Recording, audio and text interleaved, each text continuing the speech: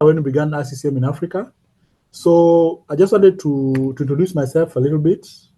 I am I've trained in cybersecurity and digital forensic, and in ministry as a Christian. I like technology in Christianity. Doing ministry through technology, and I always advocate for digital ministry. Yeah, I work at Scott Christian University as the head of ICT, and I'm also a member and one of the people who attend ICCM East Africa. So I'm glad that we have ICCM Nigeria. So I want to take you through very, very fast. Now, some of the things I'm going to talk about are probably things that we know, but maybe we've never known them in depth. So basically, I'm going to talk about cybersecurity and how it relates to blockchain. And under blockchain, of course, you have cryptocurrency. I don't know if I also do crypto, and many of the people I've seen are Nigerians in crypto, in the crypto world. Nigerians, Ghanaians, and Ugandans mostly, and also Kenyans. Yeah. So I hope probably there may be one or two people who are familiar with that. Then Web3 and how it relates. So basically, what I'm going to talk about today is how technology has advanced. And once technology has advanced, we need to know how do we cope and how do we live with technology. How do we think? So what are some of the things we need to do so that we are not disadvantaged whenever we are using technology? We are in the age where there's a lot of hacking, a lot of stealing of information. You have, people, losing money, losing very vital information. Somebody has something, and you realize that the next point, everything is taken from you with a hacker. So that is what I'm going to try and address very shortly. So the introduction. Now, Web 3.0 brings decentralization, blockchain, and cryptocurrency. I don't know, is there anyone who has an idea of decentralization and the blockchain? Is there anyone amongst us? Now, I'm on the presenter side, so I'm not seeing anyone. I don't know whether I'm alone or I'm with people. Hello? Yes. Okay. Oh, okay. Great. So, asking if anyone. Yes. Is there anybody with that? Okay, let me continue. I hope that probably maybe what we can do at any one point that somebody has a question, you can just stop me as we are moving by. So we are talking about Web 3.0, which brings decentralization, blockchain, and cryptocurrency. They work together, by the way. And when we talk about Web 3.3, is that in the olden times when we had Web 1, then we had 1.0. That is where we used to have things like the Internet Explorer, whereby when you're doing something, it's just like a one web page. You can only put in something, then you wait for another person on the other side to respond to what you're doing. Then when we went to Web 2.0, this is a situation whereby you will be able to communicate with someone in real time, but you really did not have control.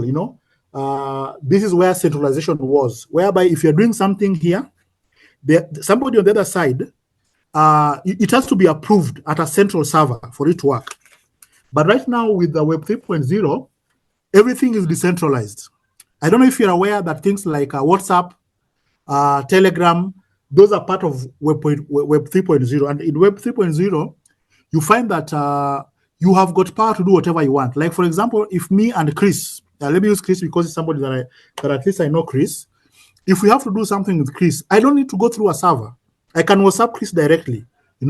I can talk to him directly. I can send him a picture directly. I don't have to, to wait. I send a photo, it goes to a server, then it goes to Chris. Then Chris has to wait. So we are communicating through a third party. But today, everything has been done in a way that we communicate directly. However, that has its own challenge. There are also security threats.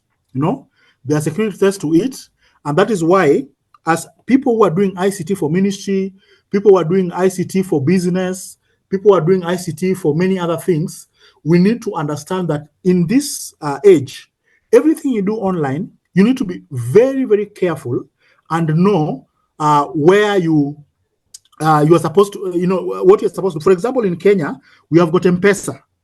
And when you're doing M-Pesa nowadays, for you to log into a system, they have to verify who the person is. So they have to use things like there's a code that is brought to your phone. Yeah. And when it is brought to your phone, for you to be able to, for you to accept that transaction to take place. And when you go to cryptocurrencies, people who are using, crypto, Bitcoin, Ethereum, and many of those other coins, today you have like 3 layers of security to secure whatever you're doing. And that is why it is important that anytime that you go online, whenever you see something or we see the particular website telling you that you need to secure your account by either your phone number, your email, and there's something called an authenticator. Authenticator will always generate a key to help you to access. For instance, if I have an account, a crypto account, for me to log in, I must get a code into my phone, another code to my email, and then I can use a Google authenticator that will give me a code to log in. So those things are important, and many times we assume them, and then we end up losing our information. And information is power. So somebody can get your information and mess you up. So it is important to know that in this age and time where everything is done within a blockchain. You see, a blockchain is a system of security whereby you find that you've got even 1 million servers all over the world, and you have got one information, and this information is shared among all those servers. So if somebody tries to destroy your information, you find that you still have the information in all these other places, and the information are supposed to, they're able to correct themselves, so that if this server is destroyed, the information is still this other place. So the idea here is to make sure that when you are handling anything, whether it be it WhatsApp, be it your bank account, be it your crypto account, you make sure that whatever you are doing, you secure your account with 3 levels. Some places it could be 2 levels, some places with 3 levels. But it's important that you're able to do everything to the last level of security. So we have the evolution. Of course, the first one was Web 1, which was static, read-only. The second one was social media, user-generated content, like those other. Then the third one we are now in Web 3.0, where you can read, write, and own. Yeah, blockchain-powered decentralized system. One of them I've told you like is WhatsApp.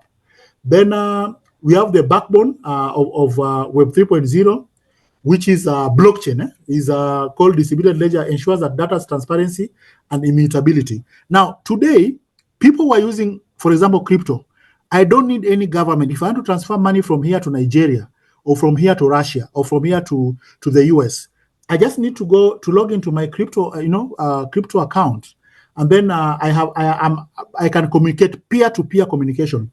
I don't need to go through any central bank. I don't need to go through any server.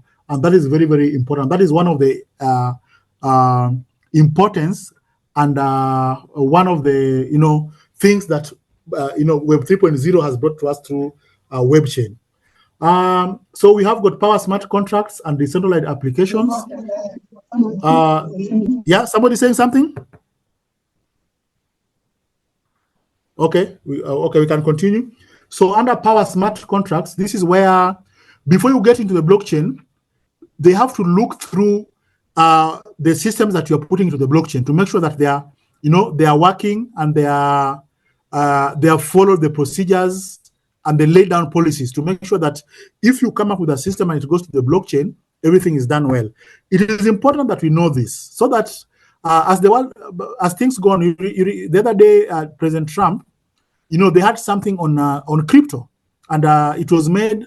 It was discussed. It went through Senate and all that. So these are things that are going to affect us in future, and we need to be very careful and important to understand that they are going to be very, very important. One of them example is the Bitcoin, a blockchain, which we won't talk about it much. And of course, if you want to know more about that, you can reach out. Then this is how the blockchain works. You find that in our case here, we have got 3 blocks. We have block N1, block N, and N+1. So you find that this information here, it is repeated, it goes to this one, and then you find that one information that is here goes to this other and this other. So if this block is destroyed, you still have these others, and the capability is there to rebuild another block. So this is how the blockchain works. And then cryptocurrency, of course, we've talked about it. We have digital currencies which fuel decentralized economies. By the way, many people today are using crypto to do many of their things, and even governments are actually adopting that. Example, of course, you have Bitcoin, Ethereum, and Solana. These are coins used in cryptocurrency that somebody can use, and they can use for payments, NFT trading, all these other staking and rewards. Web 3 is with us here, and the more we are able to adopt it now, is going to help us in future. In fact, even for people who are actually making a living out of that. Then, of course, these are the challenges I talked about: crypto wallet hacks, whereby we have got people, when you are people in crypto, you have got money there. There is a way you need to handle yourself, so that if you have a crypto wallet, what is the best way you can store your crypto wallet? There is what we call a hard crypto wallet, where you have a flash disk and all your crypto information is kept there. And that is very important, that you're able to know how to handle your crypto cash. Then you have got attacks, of course, phishing attacks. These are people who go online to look for information and how they can get money from people. And they're able to do that. And then you have got the smart contracts vulnerabilities. Before they give you a contract, they check on what you have. And then we have got examples of what happened, which have happened in our lifetime. The Ronin bridge hack, they lost $620 million in 2022, and Poly network hack, that was another 600 million in 2021.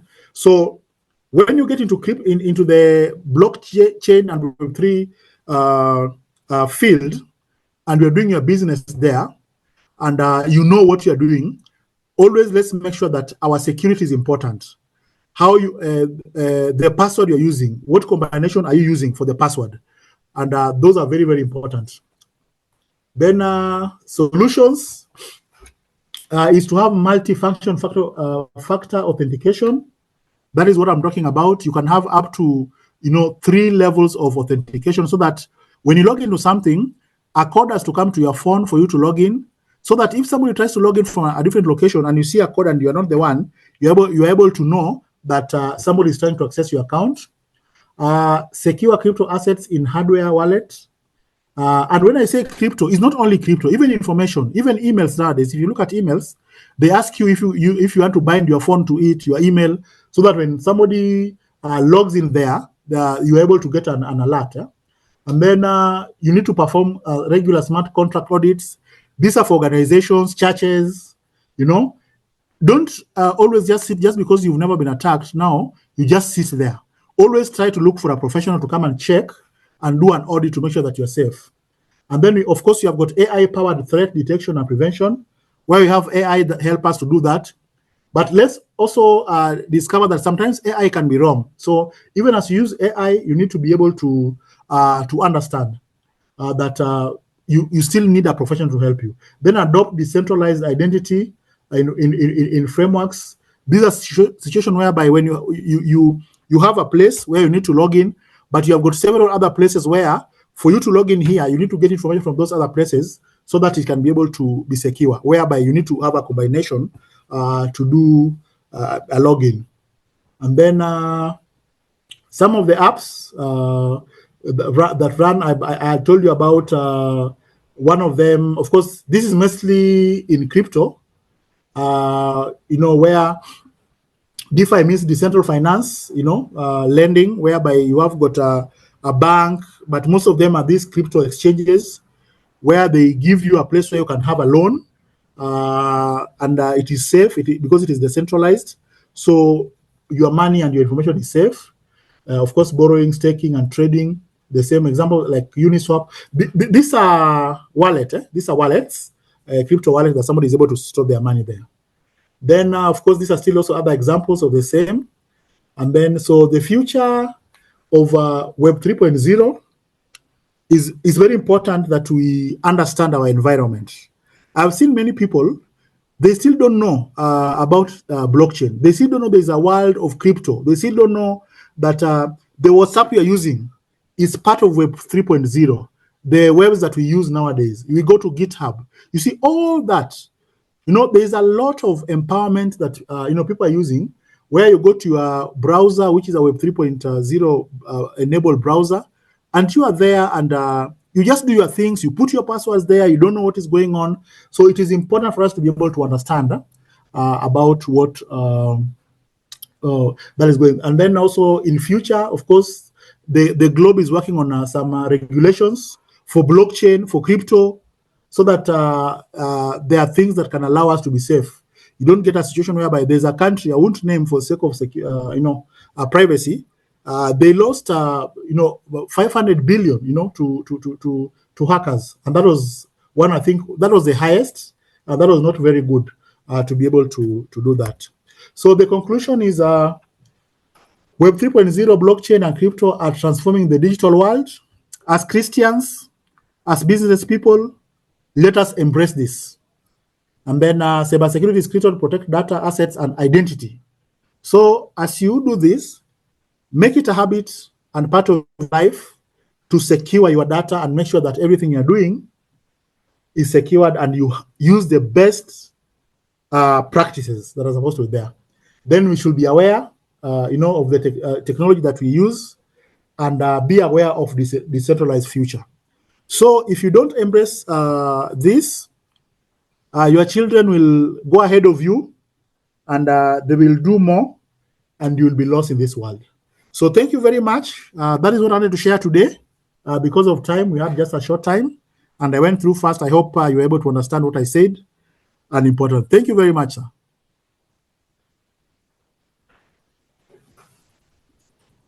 Thank you, Phin. Yeah.